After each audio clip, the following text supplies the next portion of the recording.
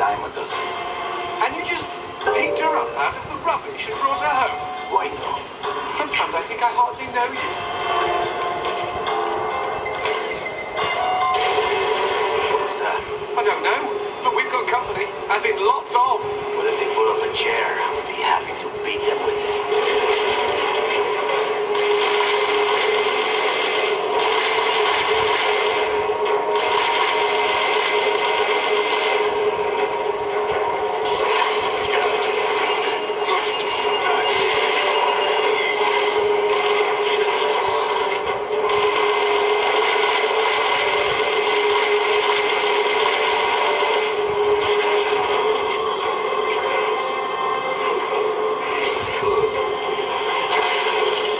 What?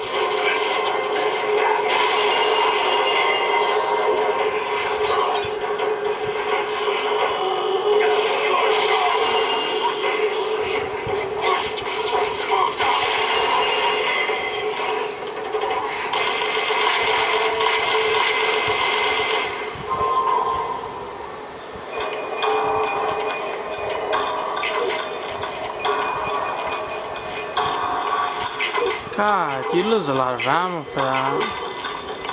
I'm gonna just use this shotgun. It's more tasty anyway. Oh god. What the hell? What's wrong with you? The man who never had his fill. It was a cold and snowy eve. Certainly no night for a man without a home to be walking these grey and endless streets. Inside the pizza parlour, George Reed spun a lively tune on his harmonica. The local children giggled and pointed excitedly at the harmonica man as their parents glowed with approval. His reward would be all the pizza he could eat, 6 pies at least, and a warm bed in one of these folks' homes. He knew they were good for it.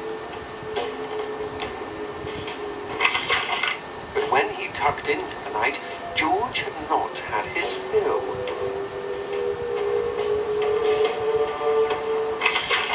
As the years and calories stacked up, most men would have got older and fatter. Yet for all he consumed, George only got thinner as he washed from town to town. Tapeworm. Tonight he plied his trade with some grannies and orderlies in a nursing home. His harmonica filled the room with joy.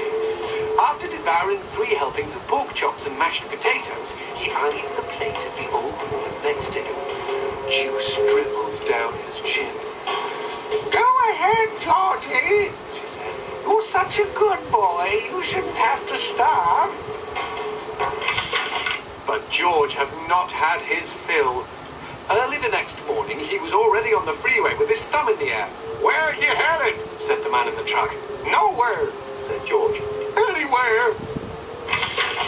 It was a new decade, and tonight George played to an all but empty bar in the city. He had lost a lot of weight. Afterwards, the only woman in the joint took the stool next to him and asked him his name. The bartender leaned over the counter. "You don't know this guy, Mary. George is famous, been all over the tri-state area." With a wink, he added, "Man's insatiable." And that night, George proved it as he buried his face in Mary's beaver. Holy woodland creatures! Attaboy, George! Attaboy, George! Play that harmonica, she purred. But even after 5 trips to heaven and back, he had not had his fill. The morning after was an awkward affair as they stared at each other over coffee. One wanted to feel more, the other just wanted to feel. In his final days, George was all skin and bones. I can relate, except for the skin part. His last meal had been a mistake. It was on a sidewalk one night in a small suburban town that he came across the boy. Hungrily, and with an agonized grimace, he opened his mouth to beg for help.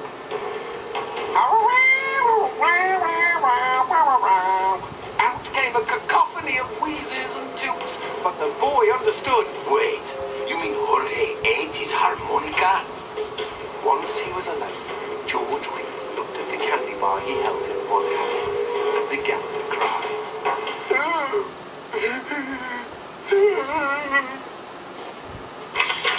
They found George's half-eaten body in a market next town over. In one hand he held a knife, in the other a fork. Chunks of flesh had been torn from his chest and his arms. Blood framed an eerie smile. The wind that morning blew fierce, and as it whistled through the hole he'd carved out of his own neck, the harmonica man played his last song in this world. There were Gawkers, and many knew him. They shared stories of how he'd filled them with hope, filled them with life. They, at least, had had their fill. Especially Mary. The end. Oh, how was I?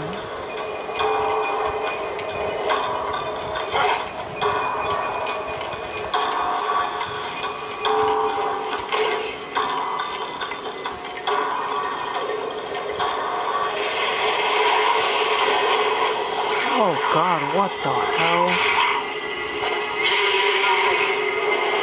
That cheeky imp! He doused our goat!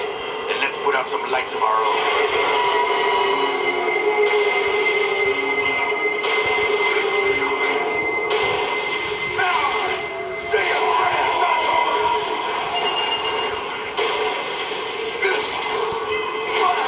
What the You heck? can't bust a cap in those motherfuckers before they douse the lights. Son of a bitch!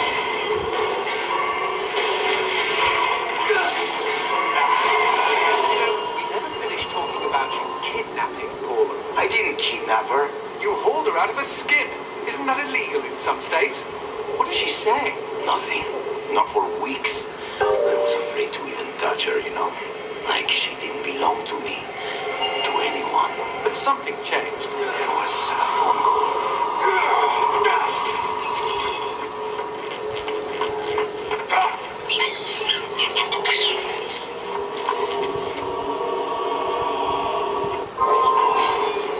That was a weird pause thing. We've got company. Oh hell no.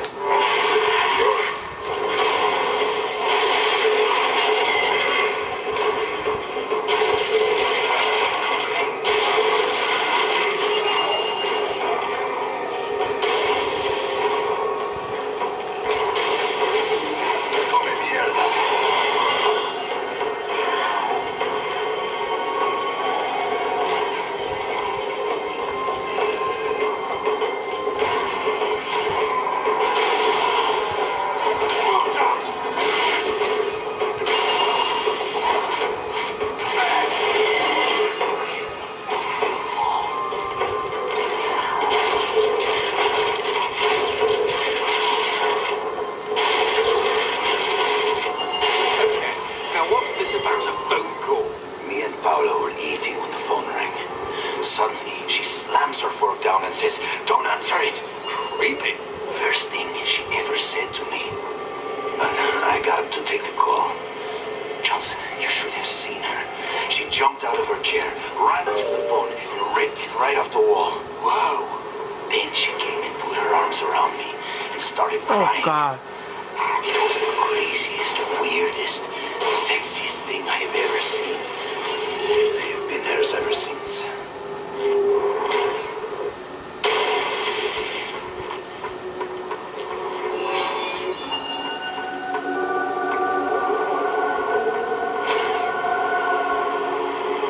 Is that a horse head? Is this Godfather now?